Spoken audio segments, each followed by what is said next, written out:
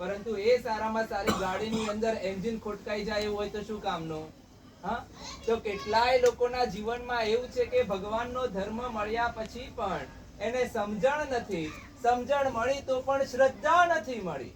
તમે ખૂબ પુણ્યશાળી છો કે તમને જીવનની અંદર પરમાત્માનો ધર્મ મળ્યો, સમ્યક સમજણ મળી, ભગવાનના માર્ગ ઉપરની શ્રદ્ધા પ્રાપ્ત થઈ અને એનાથી પણ આગળ વધીને ભગવાને કીધું આ બધું મળે છે એનાથી.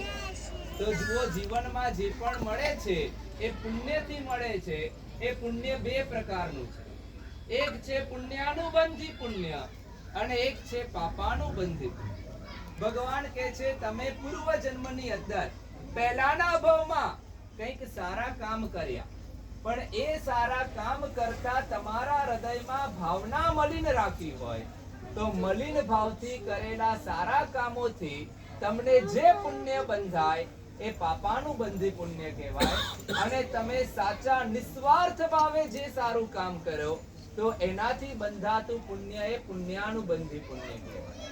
અને જે માણસને પુણ્યાનુબંધી પુણ્યથી કશુંક પ્રાપ્ત થાય તો એ પ્રાપ્ત થયેલું પરમાત્માના ચરણે અથવા તો જગતની સેવા માટે વાપરવાનો અભિલાષ થાય.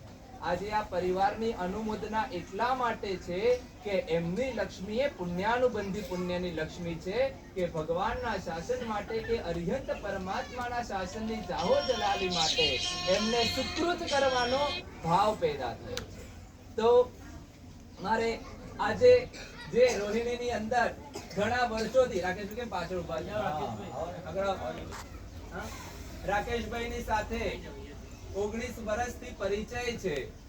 સૌથી પહેલા અહીંયા આગળ આયા પૂજ્ય ગુરુદેવ શ્રી આચાર્ય ભગવાન નરત્ન સુરેશ્વરજી મહારાજ સાહેબ અને ના બરાબર 19 વર્ષ પહેલા અહીંયા આગળ જ્યારે આયા ત્યારે પેલા જૂના ઉપાશ્રયમાં ઉતરેલા અને અહીંયા અમારે પન્યાસી કૃપારત્ન વિજયજી મહારાજ સાહેબે બપોરે વ્યાખ્યાન કરેલું ને ગામના 30-35